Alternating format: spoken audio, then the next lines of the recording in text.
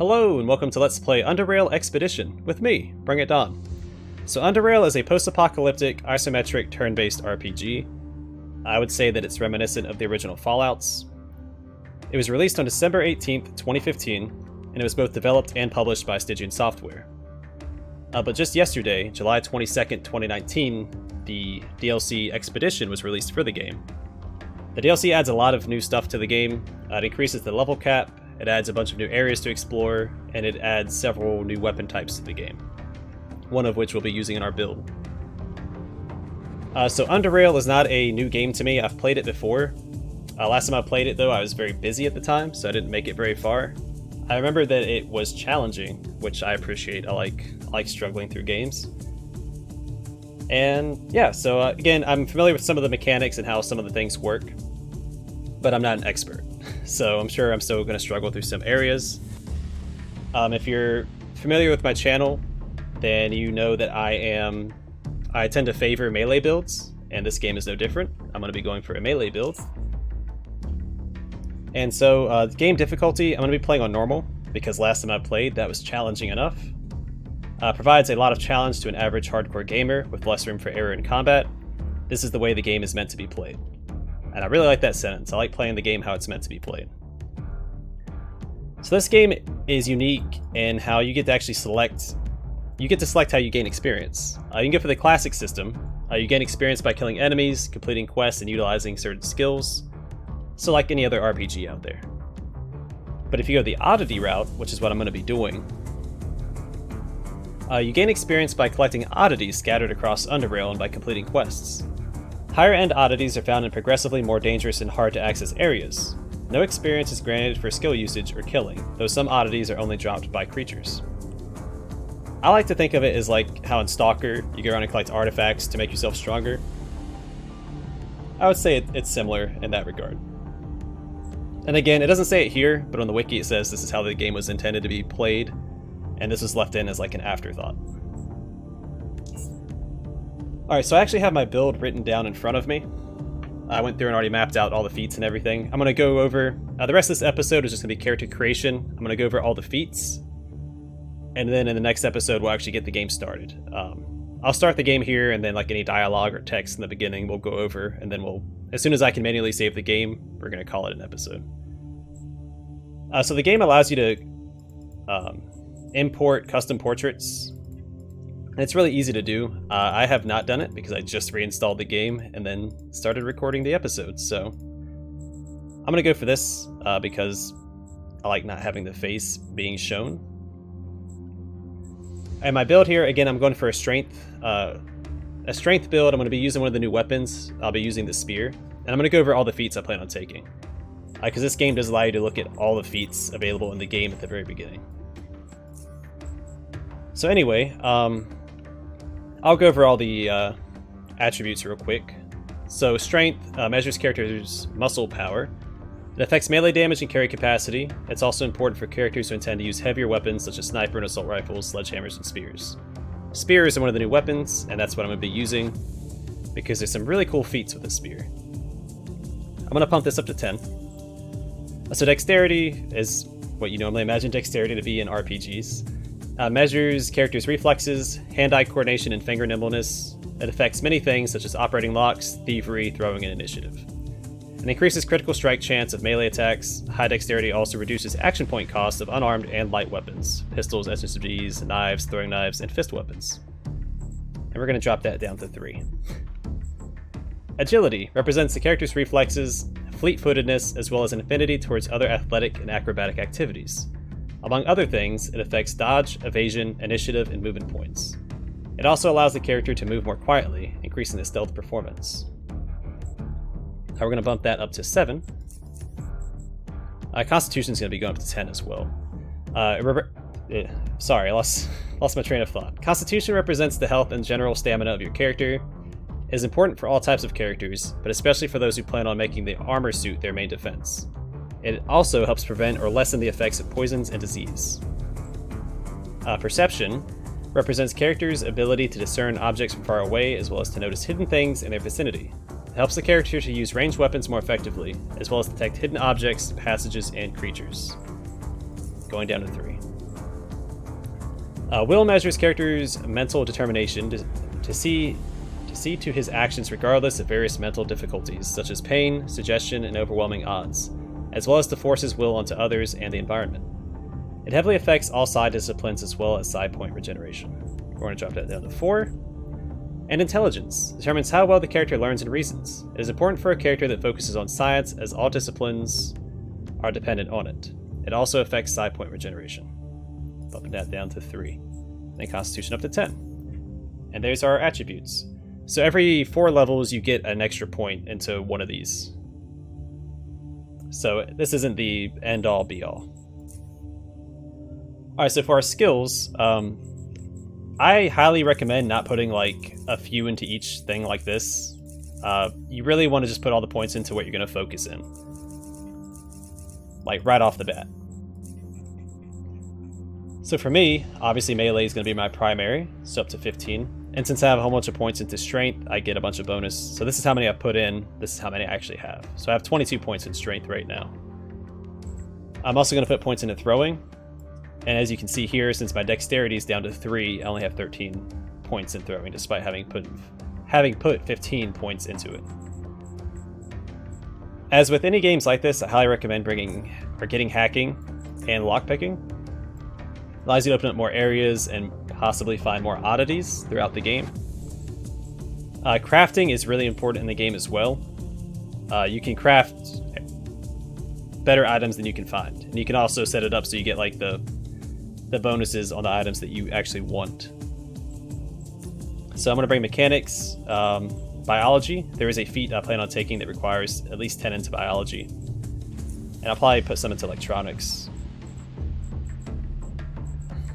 See, the side powers are extremely strong, and if you want to have a pretty easy time with the game, you could probably mix and match. I think there's like a side tank build out there you can try out if you want. But I'm going to grab Intimidation here. And that's that. So I'm going to be bringing Intimidation, which I'll go over. I guess your ability to make someone act out of fear. Biology, this increases healing and stuff. Represents your knowledge of biology. The skill is primarily used in crafting various items, such as healing and psi restoring concoctions. It also enables you to extract useful substances from plants and animals. Electronics represents your knowledge of electronics. The skill is primarily used in crafting various items, such as various electronic utilities and energy weapons. Mechanics represents your knowledge of mechanics. The skill is primarily used in crafting various items, such as weapons, armors, and traps. Lockpicking, pretty straightforward. Hacking, also pretty straightforward. Melee, also pretty straightforward, and throwing weapons includes like grenades and everything. And there's only one feat that I really plan on using with throwing weapons, so we'll go over that. Alright, so feats. When you first make your character, you can pick 2 feats, and then every even level after that, you get 1 feat. So I get a feat here, level 2 I get a feat, level 4, 6, 8, 10, all the way up to level 30 now, because it used to be the max level was 25. With the Expedition DLC, it is now level 30. So for my first 2 feats, let's not show all of them real quick. I want to bring Juggernaut. Total health increased by 25% while wearing armor suit with unmodified armor penalty of 50% or higher. Boop. And Sprint. You can activate the Sprint ability, which grants you 30 additional movement points for 2 turns, only effective while not in stealth. This is very important for melee builds, and I'd say it's actually the most important feat for melee builds. That could be debated. Alright, so we're going to go over all of the feats I plan on bringing with this build. I think I forgot to write one down. Oopsies. Let me write this down. So we're going to grab Shield Arm as one of our feats. Increases the chance to block with shields by 15% additive, and the amount blocked by 30%. And let me make sure there's none up here that I missed. Alright. I might grab Stoicism. I have 2 lists. I have maybe feats and I have definite feats. Stoicism, you receive 1% less damage from all resources for each 4% health missing. It's okay, but you have to take damage in order to mitigate damage, and I'm not a huge fan of that. Alright, let's keep going down. Now sadly, I don't know if they're going to update this later or not, A lot of these melee feats are specific to the base weapons, that aren't added by the DLC, so like sledgehammers, knives, and unarmed attacks. So Pummel is limited to the sledgehammer. Anyway, the next feat we're going to get is Spear Throw. This is why I put points into throwing. Grants you the ability to throw a spear at the target, dealing 150% plus additional 30% per unit of range of normal weapon damage. The precision of this attack is dependent on throwing skill. Costs 25 action points. You will usually be able to retrieve this thrown spear afterwards, as it lands nearby the target at no action point cost. Now plan on grabbing Yell. Again, this is a tanky, intimidating build. You can issue an intimidating shout in an attempt to reduce combat readiness of surrounding enemies and remove them from stealth. All affected enemies will have their offensive skills reduced by an amount equal to 35% of your intimidation skill for 3 turns.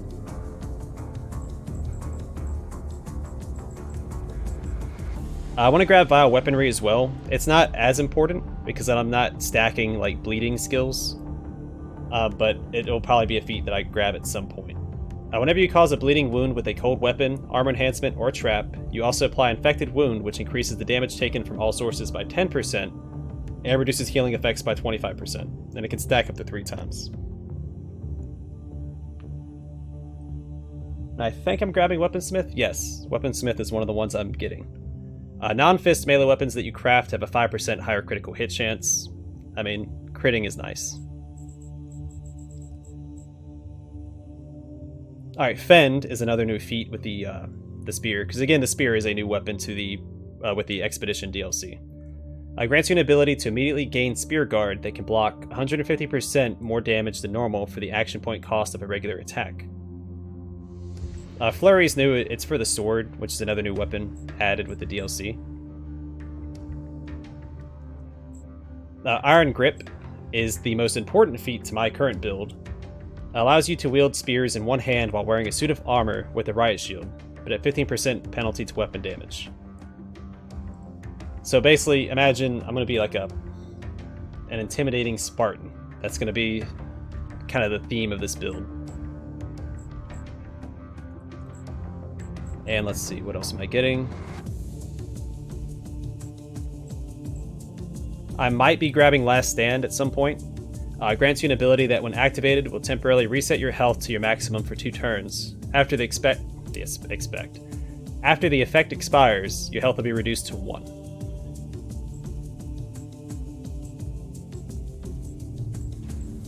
Let's see, what else am I grabbing? Fancy Footwork is on my maybe list.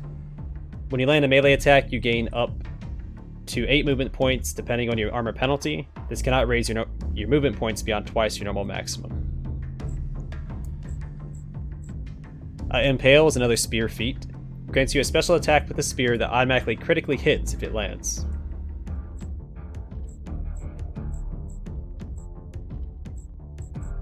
Shield Bash is another one I'll be getting. Grants you a melee attack that deals mechanical damage equal to 75 to 125% of the amount blocked by the carried riot shield and dazes the target for 1 turn. Oh yeah, I forgot, Thick Skull is another one I'll be getting. Thick Skull makes you immune to stuns, and instead of being stunned you get dazed, and it gives you a reduction of like 15 action points and 30 movement points, but you can still act, so it's a really good feat to have so you're never actually stunned. And there's a feat that kind of works well with that we'll get to. Uncanny Dodge is another maybe. I haven't decided if I want to put another point into agility or not to get that. It grants you an ability that, when activated, will cause you to dodge the next 2 regular or special melee attacks targeted against you, plus an additional attack for each 30 points in dodge, which I don't have any points in dodge, so that's why I'm like, probably not. Because I'd have to put 40 points into dodge, because I have no points in there. So actually, I'm probably just going to cross that out of my list real quick. Guard, you have a 35% chance to block melee mechanical damage equal to twice your strength. Does not work if stunned or otherwise fully disabled. So obviously, I don't want to get stunned. If I have a thick skull, I can't be stunned. And I could use guard if I wanted in place of doing something else when I'm dazed. Taste for Blood is another maybe. Whenever you attack a bleeding target, again, I'm not stacking like bleeding effects, so it might not be worth bringing. Whenever you attack a bleeding target with a melee weapon, you increase your melee damage by 5% for each bleeding wound the target has. This can stack up to 10 times. Killing blows against living targets will also grant a single stack regardless of the number of bleeding wounds. Expires after 1 turn if not refreshed.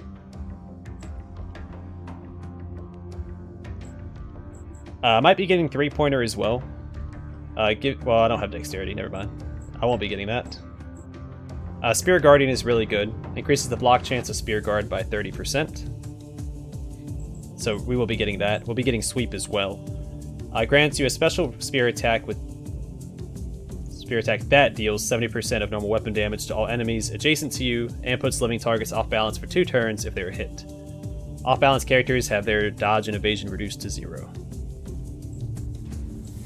And I'll be getting Boarding Up as well. Landing a melee attack while wearing a Riot Shield increases the amount blocked by the Riot Shield by 20% for 3 turns. Stacks up to 5 times.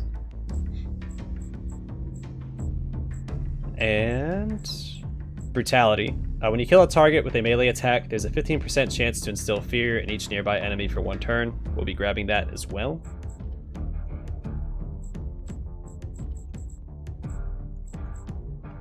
And there's some that I would really like to have down here, but they don't work with the spear. At least they don't say they do. So I forgot to go over...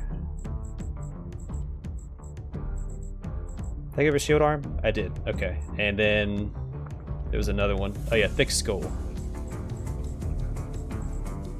I think I already told you what it did, but let's make sure that I was right about what it did. There it is, okay.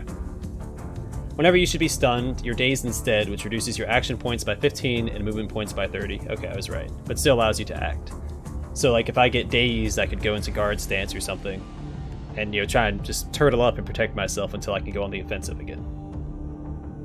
So again, this build's going to incorporate a lot of spear and shield feats, as well as some intimidation feats and movement feats. So, because I need to be able to get close with the enemy, and I can also throw a spear. I'll have a backup spear, and I can equip it and charge in. I don't know how viable this build is going to be, but I'm really excited to try it. I think, in my mind, it looks really cool in action. So, let's go ahead and accept. Oh, didn't put a name in.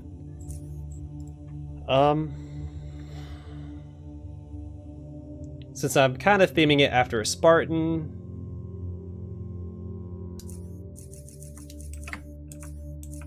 I'm just gonna say BringItDon. Why not?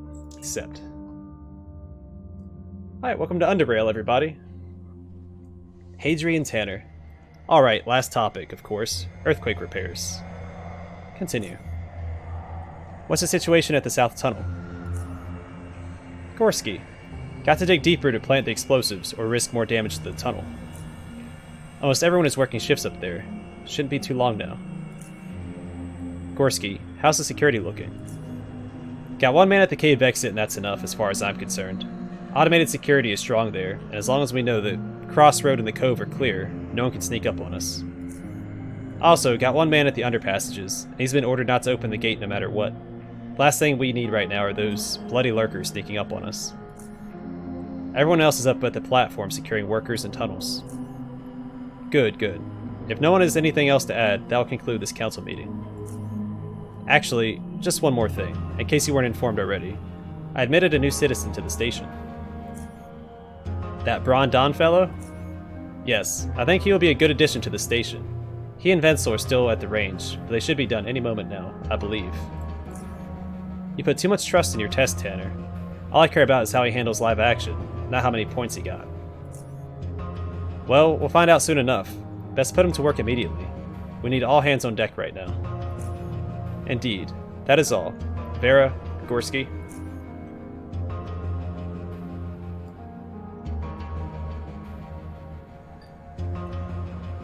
Alright, Wenzel.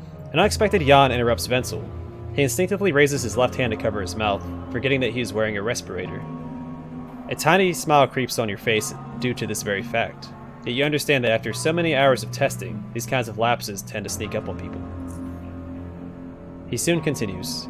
Excuse me. All in all, BringItDon, as far as I'm concerned, we're done here. I've got a few other things to do, but unless you'd like to have another go at the testing range, you have no reason to stay here any longer. Alright, as a matter of fact, I'd like to give it one more try.